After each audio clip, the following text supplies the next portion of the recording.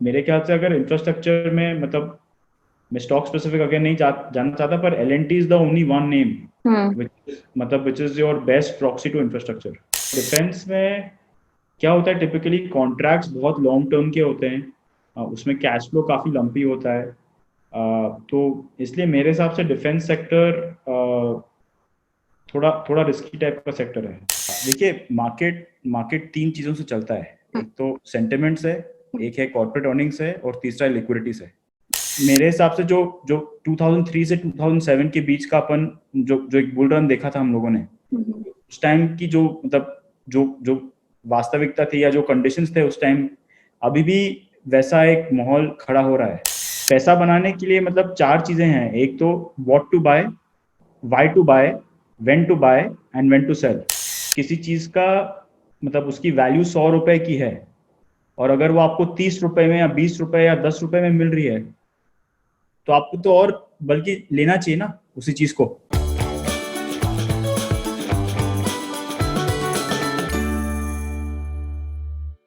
जैसे ही लगा था कि सब कुछ ठीक हो रहा है, ठीक होने वाला है, कोविड का दूसरा दौर आया और लेकर आया ढेर सारी अनसर्टेनिटी जीवन के हर पहलू में, और जीवन के पहलू का एक अहम हिस्सा है हमारा निवेश।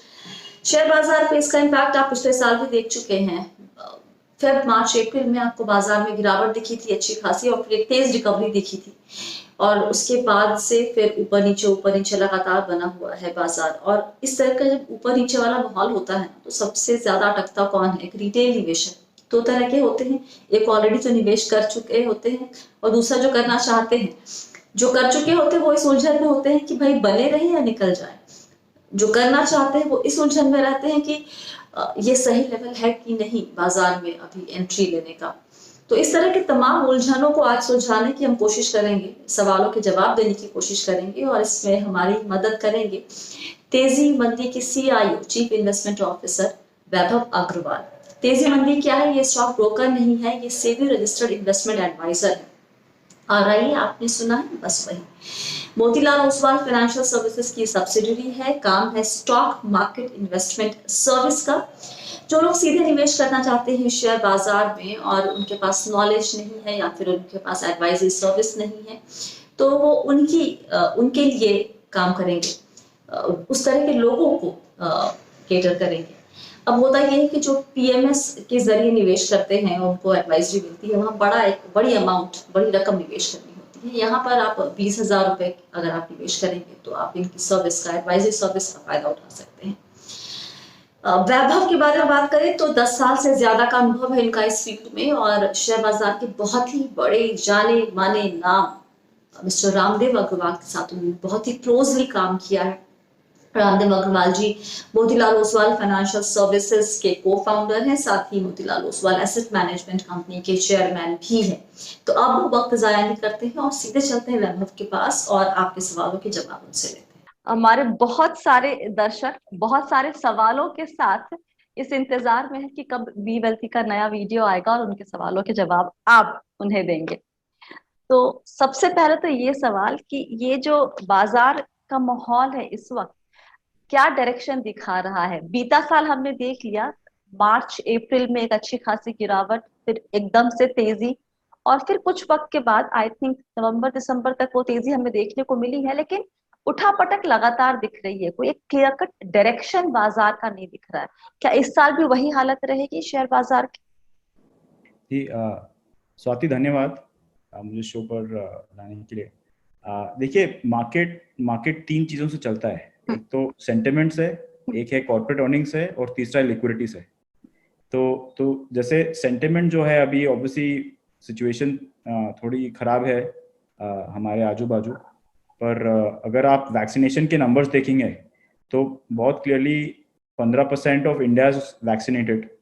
और ऐसा कहा जाता है कि जब 40% पॉपुलेशन वैक्सीनेट होता है तब कोविड काफ़ी नीचे गिर जाता है, उसका इफेक्ट काफ़ी नीचे गिर जाता है। तो एस्टिमेट्स के हिसाब से करीब जून एंड तक 30% of India will be vaccinated, and by सितंबर एंड 50% विल बी वैक्सीनेटेड। तो जो मार्केट का सेंटिमेंट है वो मतलब ड्रामेटिकली यहाँ से मतलब ग्रेजुअली यहाँ से इम्प्रूव होना चाहिए मेरे हिसाब से। दूसरी बात रही कॉर्पोरेट अर्निंग्स की, तो अगर आपने दिसंबर क्वार्टर देखा होगा तो वो मतलब बहुत ऑलमोस्ट 7-8 साल के बाद पहला क्वार्टर है जब अर्निंग्स डाउनग्रेड से हायर थे। इसका ये मतलब है कि अर्निंग्स का एक अप साइकिल काइंड ऑफ चालू हो गया था। दूसरा ये है कि गवर्नमेंट ने भी बहुत क्लियर इंडिकेशन दिया था बजट में कि इंडिया का करंट अकाउंट डेफिसिट जो है वो हाई रखेंगे ताकि ये कंट्री ग्रोथ पर फोकस कर सके। तीसरी बात ये है कि आरबीआई गवर्नर ने भी क्लियरली कहा है कि इंटरेस्ट रेट्स लो रहेंगे। वो एक्सचेंज रेट को मतलब क्योंकि हमारा मतलब फॉरेक्स रिजर्व्स करीब 580 बिलियन के आसपास हैं, तो वो एक्सचेंज रेट को भी स्टेबल रख सकते हैं जितने वक्त तक जरूरत पड़े। तो मेरे हिसाब से ये जो एक गंभीर स्थिति है अभी, ये डेफिनेटली बहुत लोगों के लिए खराब है, पर मार्केट्स के हिसाब से अगर हम देखें तो ये एक अच्छा अवसर है निवेश करने का। क्योंकि जैसे लोग बोलते हैं be greedy when others are fearful and be fearful when others are greedy. तो जब डर का माहौल है तब भी आपको निवेश करना चाहिए, क्योंकि उस माहौल में सबसे ज्यादा पैसा बनता है। तो मेरे हिसाब से तो अगले 5 से 7 सालों की जो ट्रैजेक्टरी है वो काफी स्ट्रॉन्ग है, क्योंकि कॉर्पोरेट प्रॉफिट्स टू जीडीपी भी ऑल टाइम लो पे हैं, इंटरेस्ट रेट्स ऑल टाइम लो पे हैं, कंपनीज ने भी कंप्लीटली डीलेवर करके रखा हुआ है। तो इसका मतलब कि मेरे हिसाब से जो 2003 से 2007 के बीच का अपन जो एक बुल रन देखा था हम लोगों ने, उस टाइम की जो मतलब जो वास्तविकता थी या जो कंडीशंस थे उस टाइम, अभी भी वैसा एक माहौल खड़ा हो रहा है। सबसे पहला इसके मिजानूर जी का सवाल है कि क्या इस वोलेटाइल मार्केट में लॉन्ग टर्म के लिए फ्रेश निवेश किया जा सकता है? जी बिल्कुल किया जा सकता है मेरे हिसाब से। मतलब वॉलेटिलिटी एक्चुअली उसको देखने का तरीका ये है कि वो आपका फ्रेंड है, वो आपका एनिमी नहीं है। मार्केट में मतलब जो जिस टाइप के रिटर्न्स बनते हैं वो इसलिए बनते हैं क्योंकि वॉलेटिलिटी रहती है मार्केट में। पर वॉलेटिलिटी क्या है, नियर टर्म फिनोमिनन है। अगर आप लॉन्ग टर्म देखेंगे तो वो वॉलेटिलिटी बहुत कम होती जाती है। इसलिए मेरे हिसाब से आपको जरूर से निवेश करना चाहिए। और अगर आप खुद से जैसे आप रिसर्च नहीं करते हो तो बहुत सारे अच्छे म्यूचुअल फंड्स हैं, इसमें बहुत सारे अच्छे मैनेजर्स हैं जो आपके बिहाफ में इन्वेस्ट कर सकते हैं। और अगर आप डायरेक्ट स्टॉक्स में इन्वेस्ट करना चाहें, मेरे हिसाब से आपको बहुत सारे लोग इन्वेस्ट करते हैं, किसी फ्रेंड ने बोला, किसी व्हाट्सएप ग्रुप में आपने देख लिया, या आपने मीडिया में देख लिया कि ये मल्टी बैगर स्टॉक है। वो सबसे खतरनाक तरीका इन्वेस्ट करने का, क्योंकि पैसा बनाने के लिए मतलब 4 चीजें हैं। एक तो what to buy, why to buy, when to buy and when to sell. तो आपको ये तो पता चल जाता है कि व्हाट टू बाय, और जो बाकी 3 एस्पेक्ट हैं वो आपके रह जाते हैं। तो इसलिए अगर आप डायरेक्ट स्टॉक्स में इन्वेस्ट करना चाहते हैं तो उसमें भी या तो आप किसी पीएमएस सर्विस प्रोवाइडर्स के पास जा सकते हैं, या आप जैसे तेजी मंदी जैसे एडवाइजर्स हैं या और भी एडवाइजर्स हैं, आप उनके पास जा सकते हैं ताकि आप एक कैलिब्रेटेड ढंग से मार्केट में इन्वेस्ट कर सकें। अमित रातुरी जी का सवाल है, सब ये बोलते हैं कि शेयर मार्केट को कोई प्रिडिक्ट नहीं कर सकता, और ये सब बड़े इंटरेस्टिंग क्वेश्चन है जो हमारे जहन में भी कई दफा आते हैं कि कोई प्रिडिक्ट नहीं कर सकता क्योंकि फिर क्यों इतनी भीड़ है टीवी और सोशल मीडिया पर?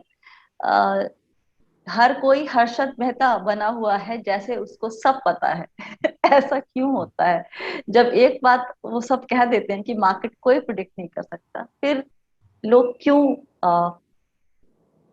हिंदी में कहे तो कि ज्ञान देते हैं फिर इतना ज्यादा उसके ऊपर? हाँ बिल्कुल। तो इसमें देखिए 3 एस्पेक्ट हैं। एक तो ये है कि स्टॉक मार्केट क्या एक बहुत एक्साइटिंग जगह है। हाँ। तो इसमें जो आदमी की जो एक गैम्बलिंग या स्पेकुलेटिव टेंडेंसी है, मतलब आपने देखा कि एक स्टॉक का प्राइस 2x हो गया, 3x हो गया, तो लोगों को एक्साइटमेंट बहुत होता है। और मान लो एक आदमी ने भी कमाया तो उसकी स्टोरी पूरी कम्युनिटी में घूमती है कि इस बंदे ने कमाया, तो उससे फिर और 10 लोग एक्साइटेड होते हैं कि भाई हाँ हमें भी इन्वेस्ट करना चाहिए। पर ऑब्वियसली वास्तविकता तो वैसी है नहीं, है ना। तो बहुत लोग पैसे कमाते हैं लक के कारण, नॉट कि उनका स्किल है। तो जो स्किल और लक का जो डिफरेंशिएशन है मार्केट में, वो होना बहुत जरूरी है। दूसरी बात ये है कि हाँ मतलब सब लोग ज्ञानी बने रहते हैं, पर जैसे जो बोलते हैं ना, empty vessels make the most noise. तो जिसको सबसे कम पता है वो सबसे ज्यादा ज्ञानी बने बैठे रहता है। तो वो जो फिनोमिनन है वो उससे आपको मतलब बहुत आपको अपने आप को प्रोटेक्ट करना चाहिए। नवजोत जी ने पूछा है किसी स्टॉक से एग्जिट कब करना चाहिए, और अगर इन्वेस्टिंग अमाउंट का 50% रह जाए तो क्या स्टॉक में बने रहना चाहिए? मेरे ख्याल से 3-4 सिचुएशंस में आपको एग्जिट करना चाहिए। एक तो ये है कि आपने जिस थीसिस से इन्वेस्ट किया था वो अगर प्ले आउट हो जाए। दूसरी बात ये है कि आपके पास ऐसी अपॉर्चुनिटी हो जिसमें मतलब आपको लगता है कि वो सिग्निफिकेंटली बेटर है करंट अपॉर्चुनिटी से। थर्ड ये हो कि किसी मैनेजमेंट ने मतलब एलोकेशन मतलब कैपिटल को मिस एलोकेट किया है, या कोई ऐसा कंपेटिटर आ रहा है इंडस्ट्री में जो मतलब इतना कैपिटल बहाएगा कि मतलब ये कंपनी मतलब उसके सामने टिक नहीं पाएगी। या ऐसा भी होए कि कहीं कॉर्पोरेट गवर्नेंस इशू होए किसी कंपनी में। तो और या मतलब जैसे अपन ने पैंडेमिक में मतलब कोई एक्सट्रीम सिचुएशन देखा था जहां मतलब पूरा सिस्टम ही ओवर वैल्यूड है, तो तब आपको थोड़ा केयरफुल रहना चाहिए। मेरे ख्याल से जो लॉन्ग टर्म निवेशक होते हैं फिर वो कैसे काम करेंगे वैभव इस सिचुएशन में? जैसे कि मान लीजिए मैं एक लॉन्ग टर्म निवेशक हूँ, मैंने 20 साल के हिसाब से निवेश किया हुआ है कोई भी स्टॉक किसी, तो मैं भी इस तरीके से अपने आप को अपने पोर्टफोलियो को चेक करूं, या फिर मुझे पता है कि मैंने ब्लू चिप में लगाया हुआ है और वो फंडामेंटली स्ट्रॉन्ग कंपनीज हैं और उनके डूबने के कोई भी उनके सामने कंपटीशन आ जाए तो उनके चांसेस कम है, तो should I just stay invested for longer run और should I keep an eye on the stock as well blue chip में? नहीं तो see blue chip stocks also now what is blue chip? I mean blue chip आप if you ask 10 people they'll give you 10 different names. So one is to figure out कि मतलब what it's very stock specific very industry specific right? तो मतलब तो blue chips में हाँ probability कम है कि ऐसी situation आए, पर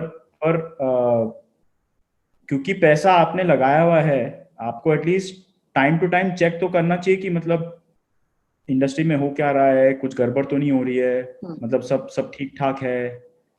मिड कैप और स्मॉल कैप में तो ऑब्वियसली इसका रिस्क ज्यादा रहता है।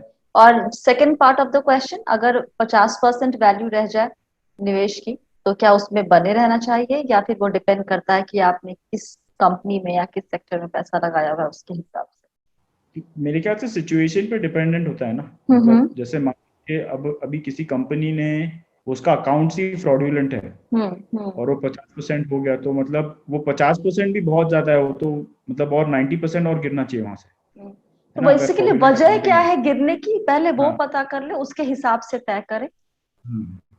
और हाँ और मतलब और कंपनी की प्रोफाइल क्या है, मतलब अगर HDFC लिमिटेड है मान लीजिए और वो मतलब बहुत ही कम चांस है कि वो मतलब वैसे कंपनीज में कि कुछ कॉर्पोरेट गवर्नेंस इतना मेजर इशू टाइप का आ जाए, तो प्रमोटर पे है, कंपनी का साइज क्या है, रीजन क्या है, वो सब आपको देखकर फिर करना पड़ेगा। अगला सवाल रश्मि शुक्ला जी का है, हाउसवाइफ है, इन्वेस्ट करना चाहती हैं स्टॉक में मार्केट में, लेकिन ये एकदम नया है उनके लिए, शुरुआत कैसे कर सकती हैं? जी तो मेरे ख्याल से या तो आप किसी म्यूचुअल फंड में अच्छे म्यूचुअल फंड में इन्वेस्ट करें, या आप किसी सिंपल इंडेक्स फंड में जैसे निफ्टी 50 का कोई इंडेक्स फंड हो उसमें आप देख सकते हैं। अगर आपको डायरेक्ट स्टॉक्स में करना है तो मेरी यही सजेशन रहेगी कि आप किसी एक्सपर्ट RI या किसी एडवाइजरी फर्म के थ्रू करें, ताकि एटलीस्ट आपका डाउन मतलब एटलीस्ट आप एक कैलिब्रेटेड ढंग से इन्वेस्ट कर सकते हैं मार्केट में। अगला सवाल सुमन कुमार जी का है कि ऐसे माहौल में बाजार का गिरना बहुत ही लाजमी है क्योंकि माहौल ही इतना खराब है, ऐसे सिचुएशन में can I invest in these stocks assuming the bottom level of the stock market such as, basically ये बैंकिंग सेक्टर फार्मा सेक्टर पर आपकी राय जानना चाह रहे हैं वैभव। जी तो देखिए बैंकिंग सेक्टर में मेरा ये मानना है कि जो टॉप 3-4 बैंक्स हैं, टॉप 3-4 प्राइवेट सेक्टर बैंक्स, मतलब वो मतलब एक नॉच ऊपर है किसी भी और बैंक्स के, मतलब आप PSU से कंपेयर करें या मिड कैप बैंक से कंपेयर करें, क्योंकि उनका जो क्वालिटी ऑफ अंडरराइटिंग है, जो साइज है, जो एक्सेस टू कैपिटल है, और प्रोसेसेस और सिस्टम्स है, आप उसको मैच ही नहीं कर सकते हो, क्योंकि वो मतलब over a period of time built up हुआ है। तो मेरे ख्याल से अगर आप बैंकिंग सेक्टर में, तो टॉप 3-4 प्राइवेट सेक्टर बैंक है, आप उनमें अगर निवेश करें तो ठीक रहेगा। हेल्थ केयर सेक्टर में भी जैसे पिछले साल हमने देखा था कि एक मोमेंटम आया था वहां पर, जी। क्योंकि कोविड का सिचुएशन था, अभी भी थोड़ा हेल्थ केयर में थोड़ा सा अभी भी एक थोड़ा एफरवेसेंस है। तो वहां पर भी या तो आप कोई हेल्थ केयर इंडेक्स फंड में इन्वेस्ट करें, या अगर आपको इंडिविजुअल स्टॉक्स खरीदना है तो मतलब डायरेक्टली पैंडेमिक रिलेटेड, मतलब जो जो वैक्सीन जो मैन्युफैक्चर करने वाले हैं, जो डिस्ट्रीब्यूट करने वाले हैं, उनका है। और अगर आप 3 से 5 साल का देखें तो फिर जो लार्ज कंपनीज हैं, मैं स्टॉक स्पेसिफिक तो नहीं जाना चाहता, जी है ना, तो पर आप उनको देख सकते हैं, तो वो भी ठीक रहेंगे। राम नारायण जी का सवाल है, हमने फार्मा पे बात कर ली है, बैंकिंग पे बात कर ली है, इन्होंने इंफ्रा और डिफेंस सेक्टर के ऊपर आपकी राय मांगी है। जी, इंफ्रा में भी इंफ्रा भी देखिए, लाइक आप बैंकिंग के थ्रू थोड़ा बहुत इंफ्रास्ट्रक्चर सेक्टर भी, इंफ्रास्ट्रक्चर जो रिवाइवल है या केपेक्स रिवाइवल है, उसको आप खेल ही रहे हैं। तो मेरे ख्याल से अगर इंफ्रास्ट्रक्चर में, मतलब मैं स्टॉक स्पेसिफिक अगर नहीं जानना चाहता, पर L&T is the only one name which is your best proxy to infrastructure. मतलब वो इतना लार्ज कंपनी है, तो अगर आप इंफ्रास्ट्रक्चर प्योर मतलब खेलना चाहे तो वो एक ऐसी कंपनी है जो मतलब एक एक्सेसिबल काइंड ऑफ इन्वेस्टमेंट है। बाकी सब फिर या तो आप सीमेंट के थ्रू खेल सकते हैं या सीवी प्लेयर्स के थ्रू खेल सकते हैं, पर डायरेक्टली अगर आप इंफ्रास्ट्रक्चर खेलना चाहें तो मेरे ख्याल से वो एक तरीका है खेलने का। और डिफेंस सेक्टर में, तो डिफेंस सेक्टर में भी मतलब अगेन, मतलब गवर्नमेंट कंपनीज हैं जो लिस्टेड हैं, या प्राइवेट प्लेयर्स भी हैं जो डिफेंस में हैं, पर डिफेंस में क्या होता है, टिपिकली कॉन्ट्रैक्ट्स बहुत लॉन्ग टर्म के होते हैं, उसमें कैश फ्लो काफ़ी लंपी होता है, तो इसलिए मेरे हिसाब से डिफेंस सेक्टर थोड़ा थोड़ा रिस्की टाइप का सेक्टर है। अच्छा वैभव, जो लोग ये सारे सेक्टर्स की जो हम बात कर रहे हैं, बैंकिंग, फार्मा, इंफ्रा, इसमें अगर स्टॉक्स में सीधे नहीं ले जाना है आपने, आपको लगता है कि इस वक्त जो जितने थीमेटिक फंड है, हालांकि उसमें हमने ऑलरेडी एक साल में अच्छा खासा रन देख लिया है, जो रेंज था रिटर्न का वो 50 से 80% के बीच का एक साल का रिटर्न था, is it the right time to enter those sectoral funds? देखिए, सेक्टोरल फंड्स का क्या है कि उसमें भी मतलब I mean, you can remain invested for a certain period of time. You have to keep monitoring that sector. But is this the right time to enter those funds? But depends again which sector you're talking about, right? Again, when banking, pharma, and IT. Yeah. So banking, yeah, definitely banking. You can look at a sectoral fund. You could look at IT is again a great long-term play. Pharma is something I think it's better you play it stock specific rather than going through a thematic fund. Okay. Infrastructure, again, I think it's a bit risky doing a thematic fund because there are not so many listed players who are very stable. Okay. Right. So I would suggest that, I mean, infrastructure you can play through ancillary companies. I mean, like ancillary is what I mean, like say either the banking sector or the CV players, or I mean, maybe just even a stock like L&T. Okay. The question is, what is the share allotment process in IPO? As I applied so many times to buy in IPO, but I never allotment इनको हुआ नहीं basically. तो अगर आपने जैसे देखा होगा तो पिछले 6-8 महीनों में बहुत सारे IPOs आए हैं जो बहुत हॉट रहे हैं जी, जो परफेक्टली प्राइस्ड रहे हैं, और उसकी वजह से वो 30 times over subscribe, 60 times over subscribe रहते हैं। तो वैसे सिचुएशन में मतलब आप कुछ कर नहीं सकते हैं, मतलब आप खाली ये है कि जब वो लिस्ट होते हैं, देखिए अगर IPO में भी दो चीजें, एक तो आप स्पेकुलेटिवली मतलब आपको एक you want a 15% pop, listing gain के लिए बेसिकली, हाँ, लिस्टिंग गेन के लिए आपने 10-15% वो है, या दूसरा है कि आप वो कंपनी में डेफिनेटली मतलब आप लॉन्ग टर्म में उसमें इन्वेस्ट करना चाहते हैं। तो अगर आप स्पेकुलेटिवली कर रहे हैं तो उसमें ऑब्वियसली मतलब बिकॉज वो इतना ओवर सब्सक्राइब रहता है तो उसमें आप लिमिटेड स्कोप रहता है।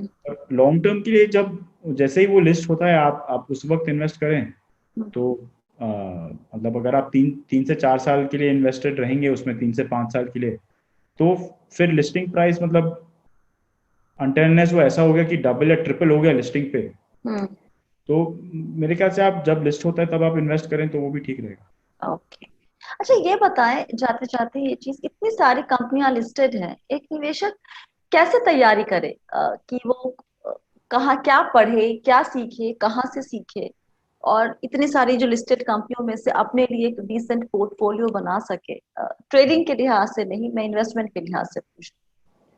तो इन्वेस्टिंग के लिए एक तो मतलब एक जो सबसे जैसे एक बैरोमीटर जो होता है वो है कि कंपनी की आरओई कितनी है कंसिस्टेंटली, मतलब पिछले 5-7 सालों से अगर 15% के ऊपर उसकी आरओई रहती है तो जनरली एटलीस्ट एक सेफ्टी रहती है कि कंपनी कैपिटल पे अच्छा पैसा कमा रही है ना। दूसरी बात यह है कि अगर आप मान लीजिए आप खुद से अगर कर रहे हैं तो मेरा सजेशन रहेगा आप लार्ज कैप्स में ज़्यादा कीजिए, और लार्ज कैप्स के अंदर मतलब जो सेक्टर का लीडर है या जो आजकल आप ये भी देख सकते हैं कि उनका जो वैल्यूएशन है वो लॉन्ग टर्म से, मतलब उनका जो लॉन्ग टर्म वैल्यूएशन है उससे कितना ऊपर या कितना नीचे है। तो अगर उनका एवरेज या उनके नीचे से आप अगर किसी भी लॉन्ग टर्म स्टॉक्स में इन्वेस्ट करें तो उसमें एक सेफ्टी नेट बनी रहती है। और अगर आप फुल्ली मतलब आप इन्वेस्टिंग अगर सीखना चाहते हैं तो फिर आपको वॉरेन बफेट के जैसे जो शेयर होल्डर लेटर्स हैं, पीटर लिंच का one up on wall street है, या बेंजामिन ग्राहम का इंटेलिजेंट इन्वेस्टर है, ऐसी बुक्स मतलब ये ऑल टाइम क्लासिक्स हैं मतलब। और आई थिंक ये भी है कि आप करिए, शुरुआत करें, बहुत ज्यादा पैसों से नहीं, छोटी छोटी रकम लगा के सीख, जो जब तक कि आप उतरेंगे नहीं मैदान में आपको शायद वो एक्सपीरियंस नहीं आएगा। वो आप एक बार, और निवेश कर, ऐसा नहीं है कि जितने बड़े निवेशक के नाम हम सुनते हैं उन्होंने सिर्फ और सिर्फ पैसे कमाए ही हैं, उन्होंने पैसे गंवाए भी है। वो गंवाने वाला पार्ट हमें कहानियां सुनाई नहीं देती हैं, सिर्फ कमाने वाली सुनाई देती है। चलिए, सवाल जवाब का सिलसिला यहीं पे रोकते हैं। शुक्रिया वैभव आज हमसे बात करने के लिए। Thank you. और आपके जहन में आप जितने भी सवाल आ रहे हैं आपको नीचे कमेंट सेक्शन में लिखना है। वीडियो कैसा लगा आप मुझे भी बताएंगे। साथ ही आप लाइक करें, शेयर करें, चैनल सब्सक्राइब नहीं किया है तो वो जरूर कर लीजिए। और इसके अलावा अपना ख्याल रखिए, वक्त बहुत ही नाजुक है तो आप ऐसे माहौल में अपना और अपनों का ख्याल रखिए।